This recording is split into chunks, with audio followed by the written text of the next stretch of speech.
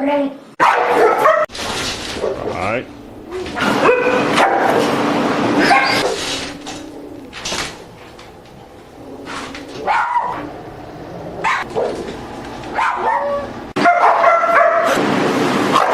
So we'll start here, and we'll start with food aggression first. So food and toys are the ideal way for a puppy or dog to dominate their household and give them things to really power play. So in wild, food is a main source, right, of doing dominance. Head dog always eats first, then female, and everybody waits. They come in, they get nailed, they will get beat downs if they disrespect king and queen. Right? This is how dog works. So head dog is always keeping things in check, and physically. Not bluffing, not, hey, no, it's mine, hey. Right? No such thing. So we have lost touch as humans, right, with true dog. We really have lost, any reality when it comes to dogs and living with them. And people are so surprised by such a good dog, and all of a sudden he's turned into a psycho. And in certain situations, other than that, they're great. Very loving, affectionate dogs, right? But all of a sudden, they just start pulling things off that they can intimidate the owners and keep them in check, right? Showing what really happens and how the dog is seeing the owners. These are the ways, when you look at this, you know how the dog really feels about you. Not when he's licking you, not when he's not trying to possess things.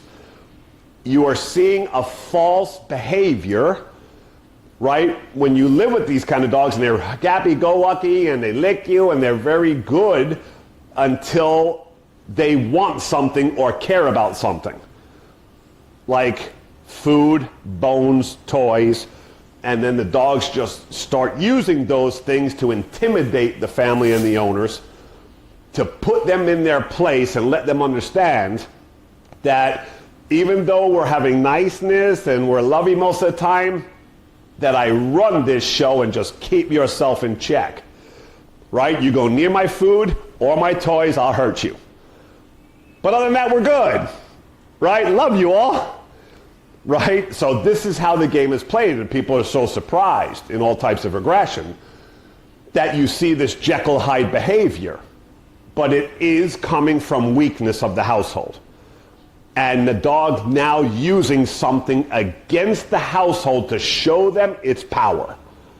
That is the truth of how your dog feels about you. Not when they're a lovey state. Not when they're not in that state. Because they are carrying the whole day and how they feel about you, right? In that way, it just comes out when they want to show you the way they feel about this for real, and then start becoming food aggressive, toy aggressive, to teach you a lesson and show you that they will check you, and if you keep pushing, they will hurt you. To keep themselves in a top place in the household and show dominance. Okay, so now that's how that works, and now I'm going to show you here the American Bulldog,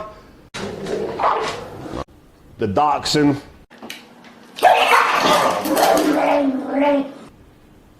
of my cases, right? Those two cases were mine, of food aggression, and I mean serious food aggression. Like these two particular cases, it does not get worse than these two cases. You will never see two worse cases in the world, in any trainer's life, than these two dogs, okay? So, the American Bulldog, right, that I'm going to show you here. This guy came to us as well with the little dachshund here. Same time. Same problem. Just happened to be exactly the same type of aggression. So, the American Bulldog, being a big boy, powerful, right? This is dangerous, dangerous territory, right? These guys are, I used to breed American Bulldogs. They are tough as nails when they're in aggression state. Tough period.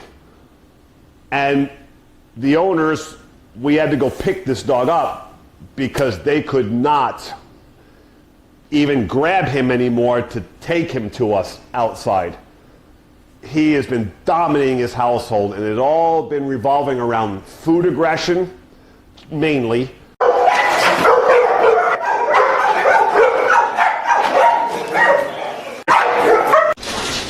right.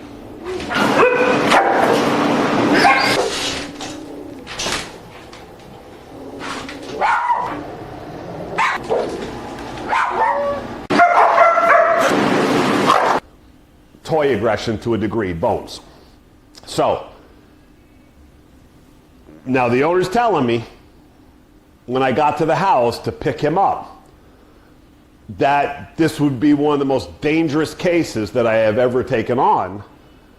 That if they put food down, they got to slide it across the house, run and get into a bedroom and close the door.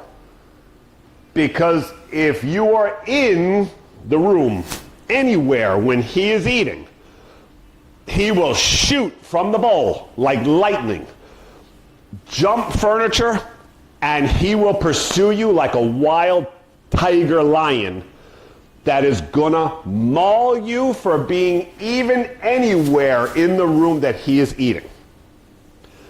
So, the male owner, the man, already got the wrath of that twice and was in the hospital. So, he is terrified of this dog and just doesn't even want the dog in the house right now because the dog has gotten to him and it started to get so bad that it wasn't about food anymore or bones or toys.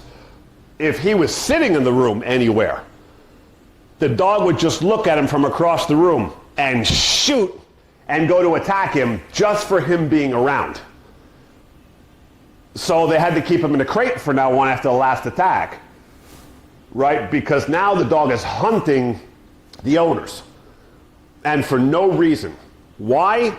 Because he started it with food. He felt weakness within this couple.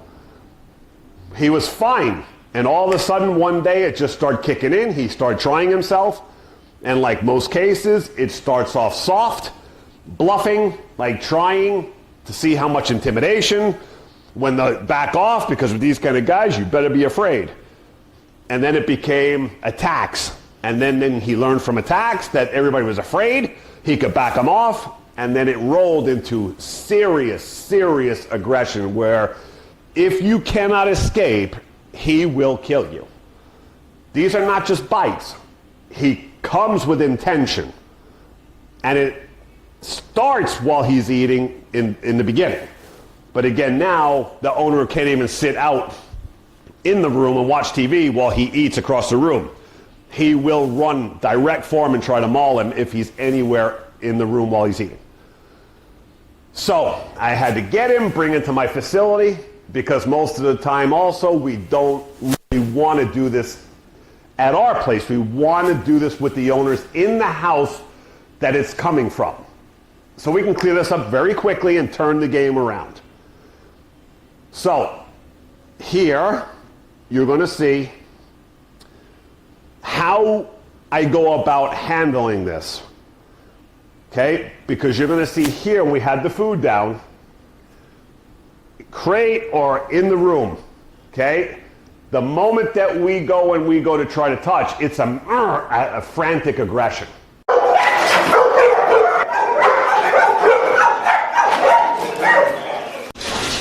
right. Now, let me just also say, with the suit on, I'm going to get to this in a second, why we do these things. When we go do this, and he bites, even in a little bit where it's this, right, that doesn't seem like much, if you didn't have something covering your flesh, even with these little kind of bites he's doing, all right, you're going to the hospital. Okay? So people don't realize your skin and tissue was not meant to be bitten. Dog is meant to be bitten by other dog. So they can take good corrections without punctures generally, unless it's severe aggression, right? That it's okay. They take the correction bites, they're okay, it's not damage. Us as humans, we're not meant for physical like that, and the slightest little teeth thing we rip open, it can be severe with just a tiny little connection. Okay? This does not have to be severe, so.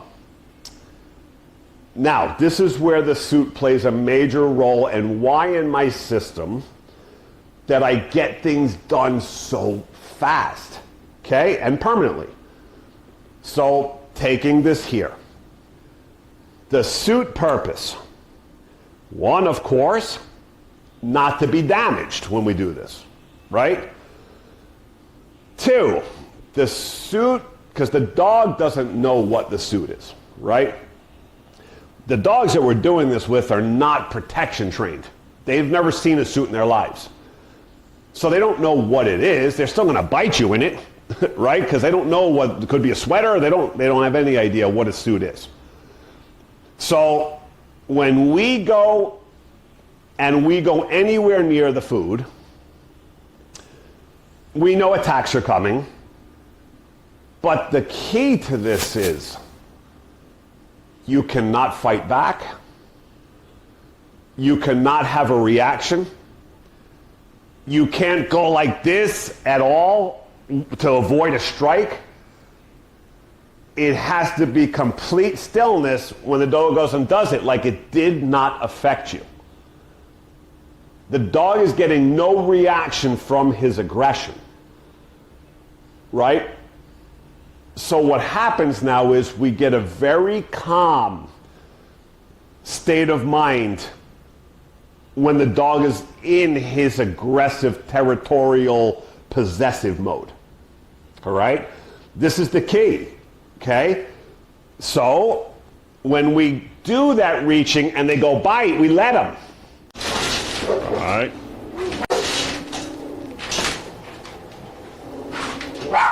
We don't go, no, hey, jerk with a chain or a prong collar, right? Showing conflict makes things worse a lot of times. It does not help the process, right? I've years back, I've done all the methods I know.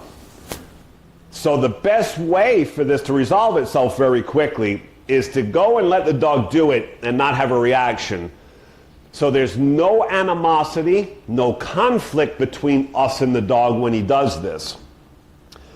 And that keeps the dog in a peaceful state of mind, because if you react back and you try to dominate and fight the dog, you set the dog into chaos and fight mode. Now, a perfect example of this was while I was working with Capone and the dachshund. At the same time, that same day, Caesar happened to be on TV and got his worst bite ever, they call it, by that yellow lab for doing food aggression.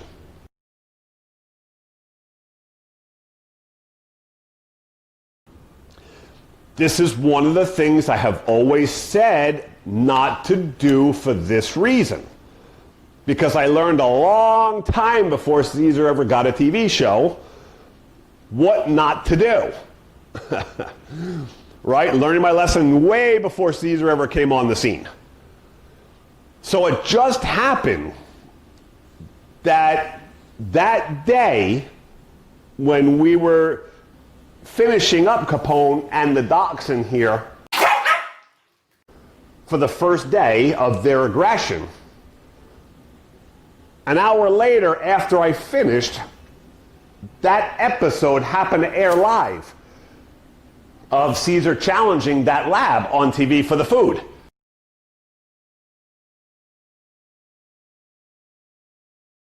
Right? And dominating him and waiting for the lab, right? And then went after the lab physically, and the lab checked him and didn't fall for that, and then grabbed onto Caesar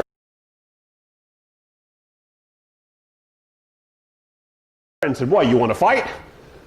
Because when you go dominate dogs who have very high food aggression, they're used to getting their way with this. They become very aggressive. Now it becomes primal, right? So when you go and check them like you're dominant, and they've been getting their way with this and scaring people, they are not going to back off the fight generally that easy if it's real food, if it's real aggression. If it's wussy stuff and it's a little aggression here and there, a dog will back off. They don't have the guts for it. They really didn't mean it. They've been bluff aggressing. It's not real food aggression. But this yellow lab had real food aggression. And when Caesar challenged, the dog grabbed the hand, bit him good, held on, shook. Right? Caesar was kicking it and all that, and the dog stayed there from the kicking and the trying to get it off and to that. Come on, you want more? So the lab sat there waiting for Caesar to make another move. Like, if you come and try to dominate me, I'm going to get that hand again. I'm not going to back off that easy. I will not let you push me around like that as a bully. Okay? And he ended up going to the hospital. Okay? Because it was that severe. This is why I wear jackets and learned my lesson a long time ago.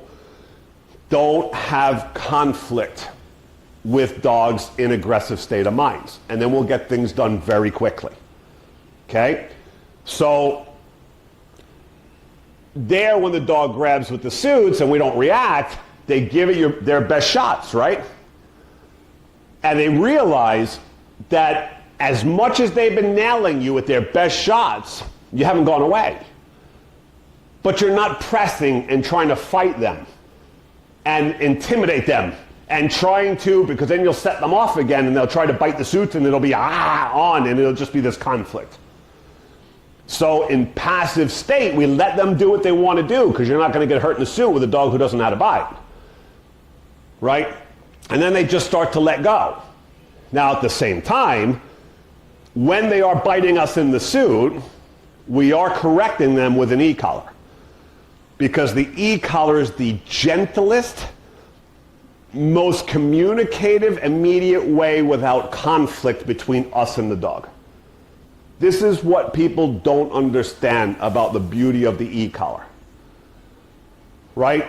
So when they go do that, and us not going, hey, no, and trying to retaliate, and they're biting, we touch with e-collar, and they feel that their behavior, their aggressive state of mind, is being corrected by the universe for that aggressive, possessive state, without conflict and without it being personal to the person they're attacking.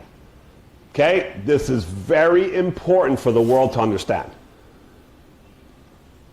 When you do this, the reason for that method is because then it doesn't matter who's around, even children, the dog will not show aggression to anybody because they don't think it was personal to the person that they were biting at the food who was there working with them. Right? It works like a charm. 20 years, I've done it thousands of times, and it works within a day or two, and we're cleared for life.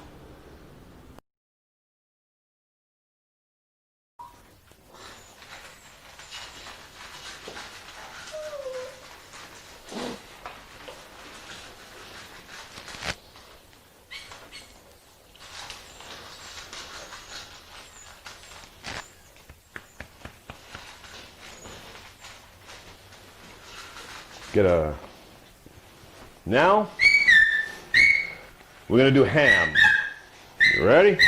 Capone. Here, bud. Yeah. Good.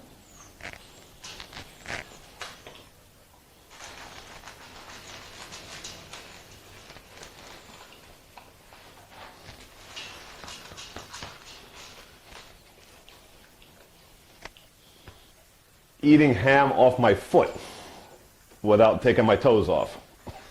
Days ago, no toes. And he goes back, perfect, I can be here.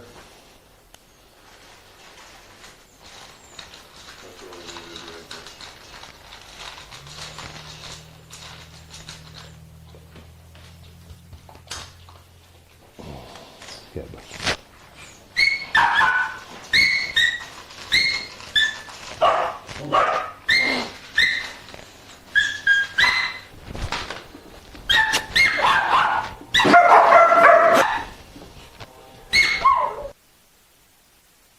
without danger, okay? So, once we get that, we're good. They learn that we can be there. I'm not harassing, I'm not trying to take your food and leave it, and leave it, and leave it.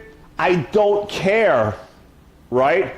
I care, I put the bowl down, and I let you go eat. And for reality, in life, in any household,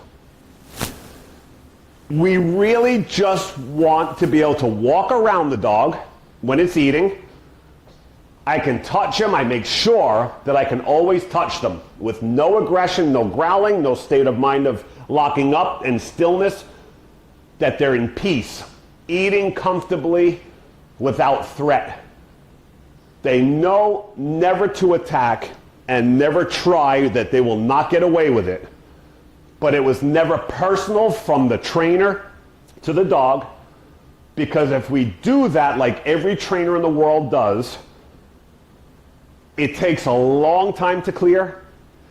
We make weirdness, the eating, the trainer, the dog starts to go away if it's a lot of correcting, and you really get to the dog if you can, right? So things will take a long time. It'll be unpredictable if it's not done exactly this way. And I've seen it time and time again. Okay, in my career, I've taken over from every method and everything you can think of, right? And this is exactly why I do what I do with perfectness, right? It just goes like a charm in one class. Right? I'm going to get usually in one class the worst of dogs, Capone and the Dachshund. Okay? That we're going to get over this. And these owners did not want them home until they were completely fixed, because they're so dangerous. All right? So having that no conflict and calmness and steadiness and no retaliation back and no fighting, right? To not stress the dog out from the conflict. We want them to go eat with ease while we're still there and being able to touch. He was really hurting people.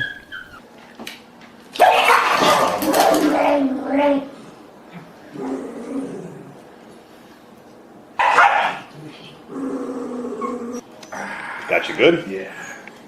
That's what it feels like then, huh? Around the food, and nobody would try to feed him in a crate for the fear that he was going to savagely attack you. But now, hot dogs, everything else that he really wants. I sit here, we couldn't even be in the perimeter before. Good boy. Boy.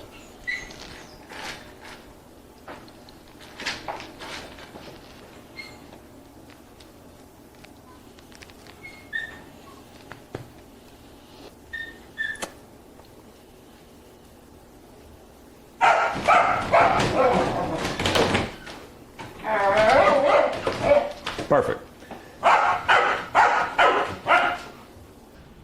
And just let them know you're not getting corrected for eating, And it's not overcorrections, because if we overcorrect, the dog will leave the food bowl and won't come back and think that eating now in that area or at the bowl is no good. Or when a human presence comes in, if we hit too hard, we get a dog who flees. Every time a human walks anywhere near, they'll flee if they've been hit too hard. So yes, you can stuff the behavior. It's not cured, okay? So running away is not cured. That's still having a dog in an antsy, anxious, afraid from the hits when they run away.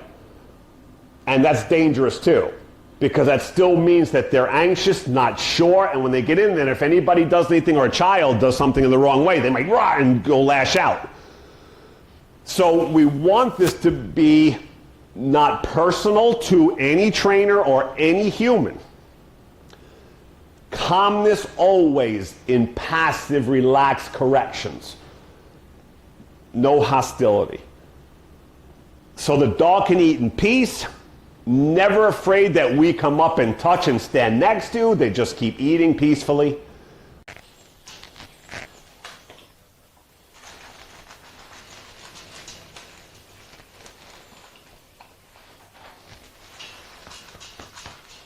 The corrections were just perfect, beautiful, timed, not overcorrection, right? Because dog corrects dog with violence. We're doing this in a much gentler way of correction so that the dog is at peace when eating. We're just getting rid of the aggressive nonsense. That they're not going to get away with aggression. It's not going to work for them anymore. They might as well give it up. And we are telling the dog, no way, no how are we accepting you bullying the household and putting people in the hospital. Right? You are not allowed to get dominant with your pack members anymore. You don't lead this place.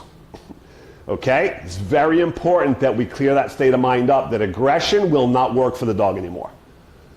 But again, we're balancing it in a way where we're not bullying them and we're overcorrecting and punishing.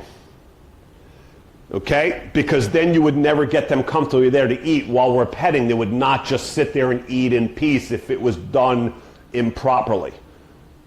Right? Properly, we get just like you're seeing there with Capone. Petting him, he's at the food bowl now, I have no jacket on, I'm not worried anymore, he's going to bite me. Right? And this was all done in one day. Okay? Now, here it took, I gave it 2 days.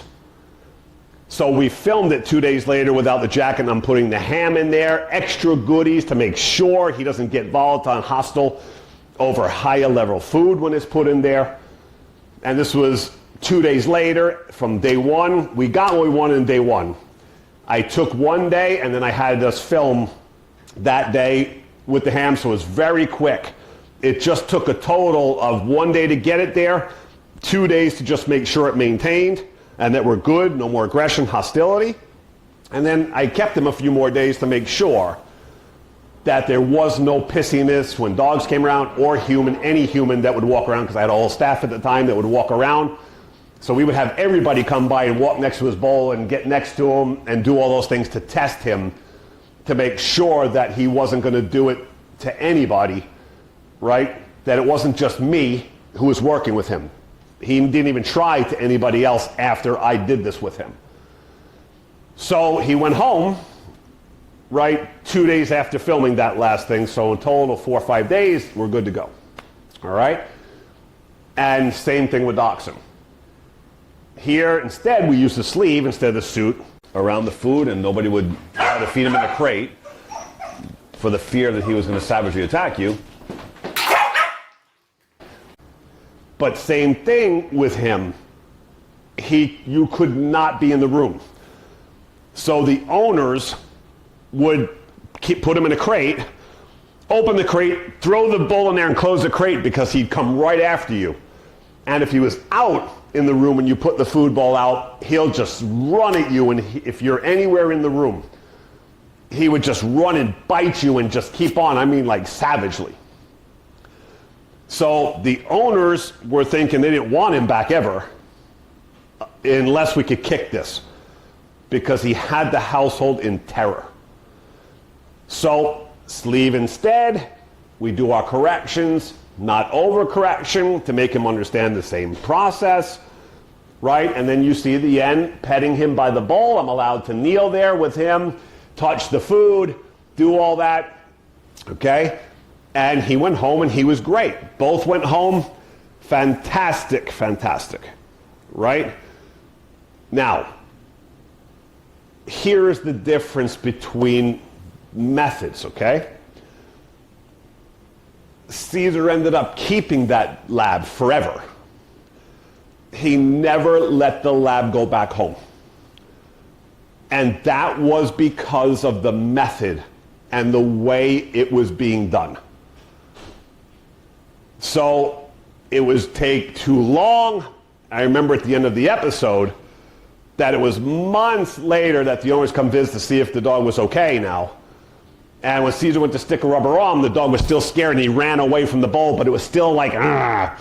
And he was telling him, you see, still not there, got a while to go. And then eventually he told the owners, forget it, the dog has to stay with me, he's not safe to go. Okay, but this is the difference in method. In my system, I don't have that. There's no such thing as a dog is way too, because this is as aggressive as it gets, right?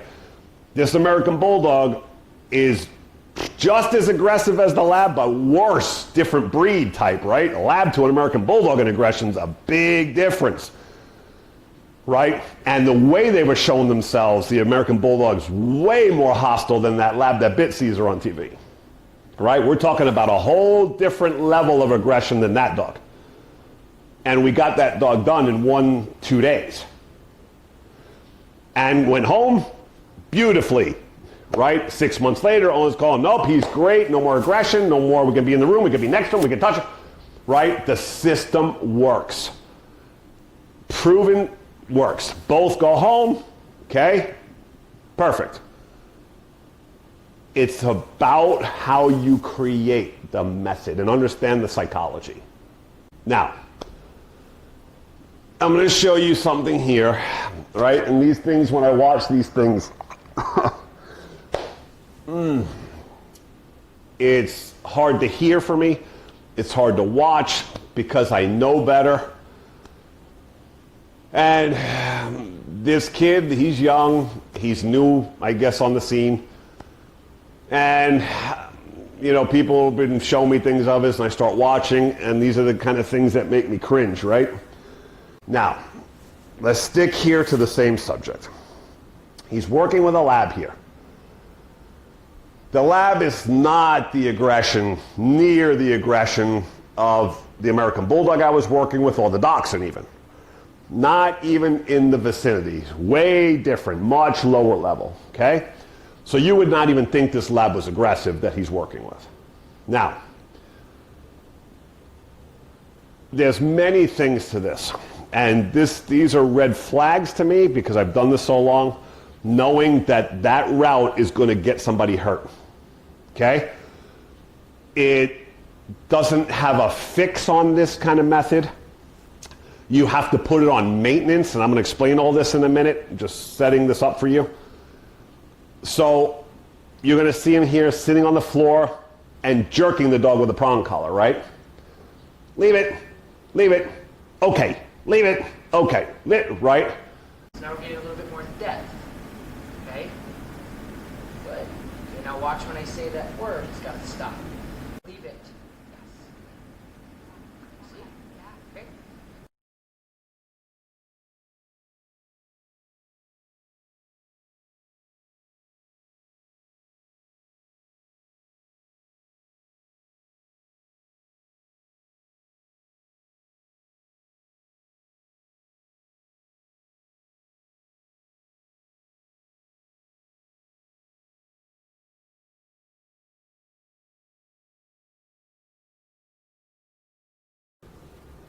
Okay, so fine, you want to control the dog when he eats it, tell him yes, no, leave it, fine.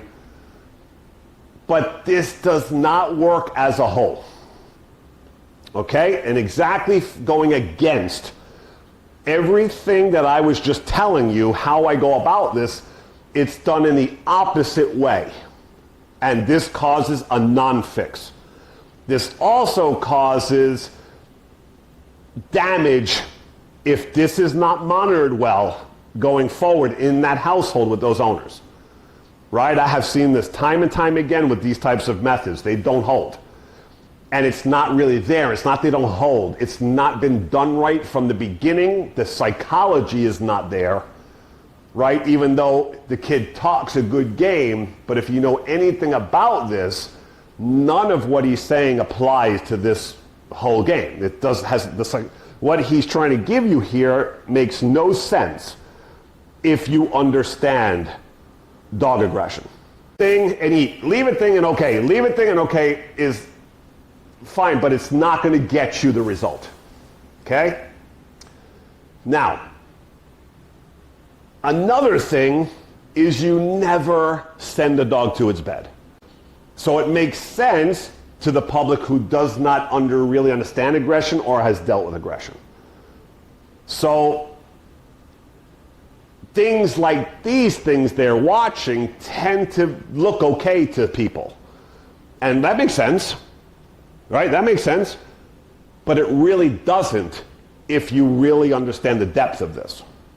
So what he's saying here is if he drops steak on the floor, and God forbid children around or anything like that, send them to a bed.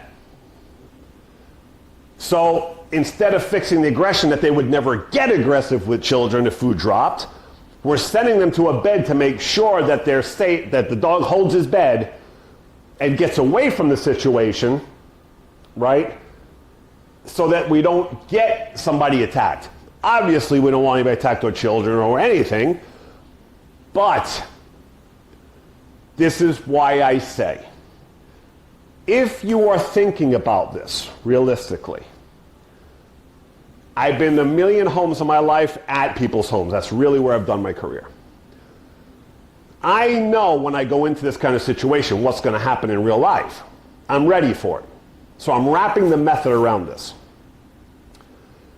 The owner is not going to be prepared all the time. Neither are the children.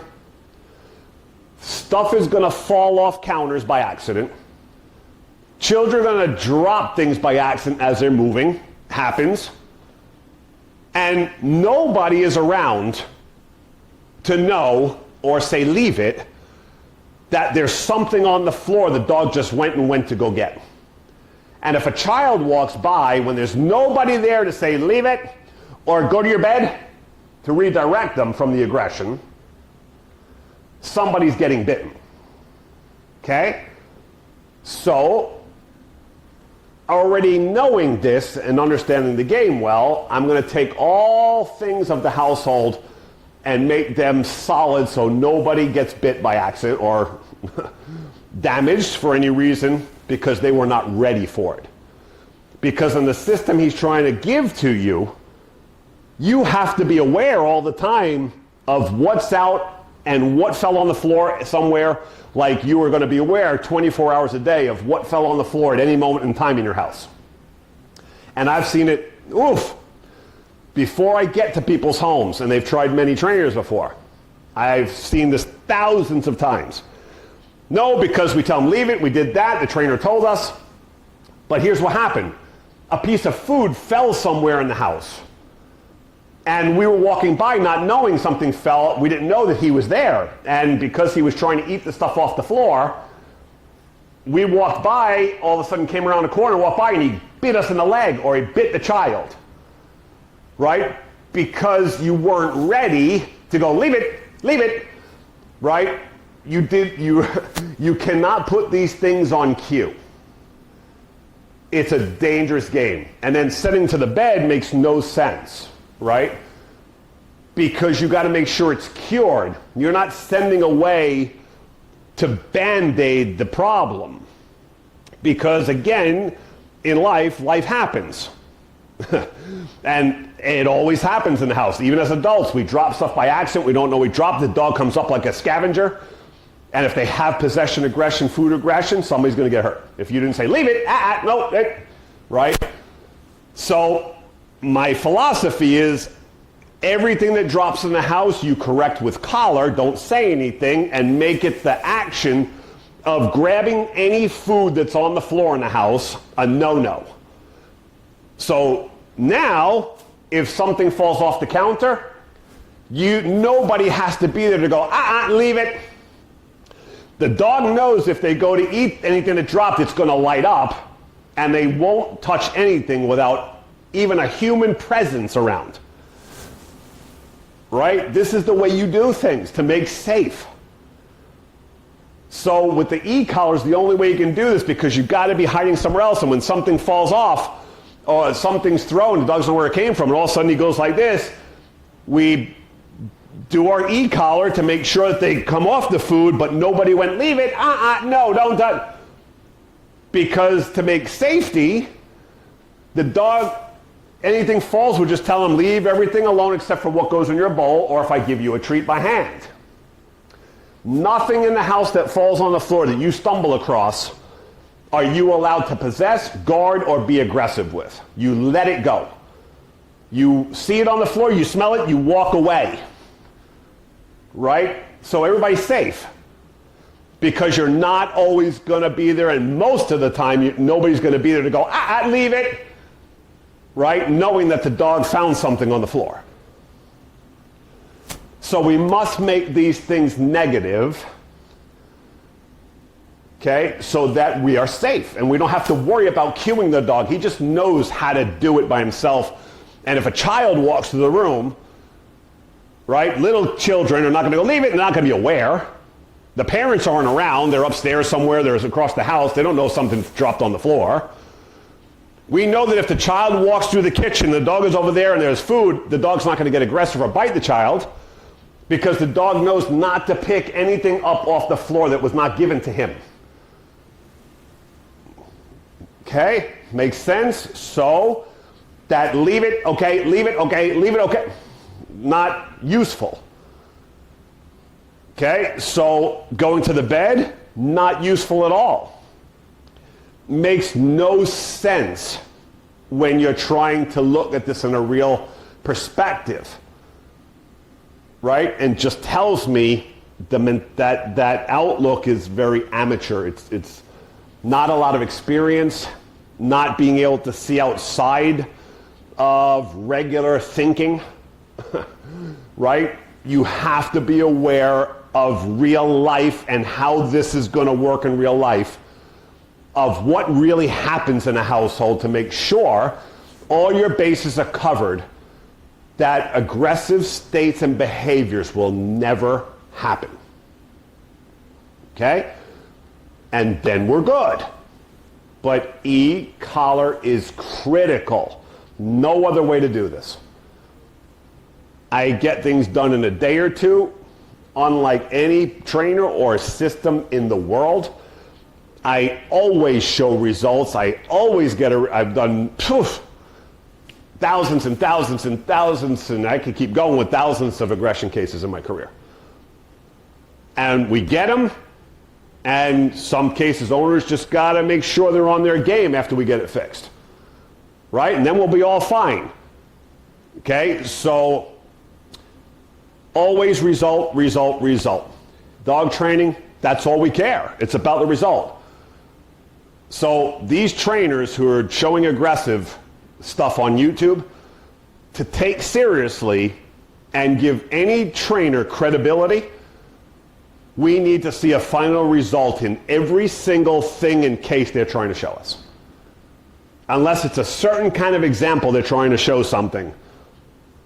Right? For us to take seriously and know you know what you're doing, we need to see the end result always. And I can show it over and over and over and over consistently. And it always works. Or else I wouldn't do the method. I would always change and find the way that's going to make 100. But I have it down. 20 years, I've had a method down that always works. And there's aggression, the first one, and I'll have a few more coming probably over the next few days. So, till next time, Miami Dog Whisperer.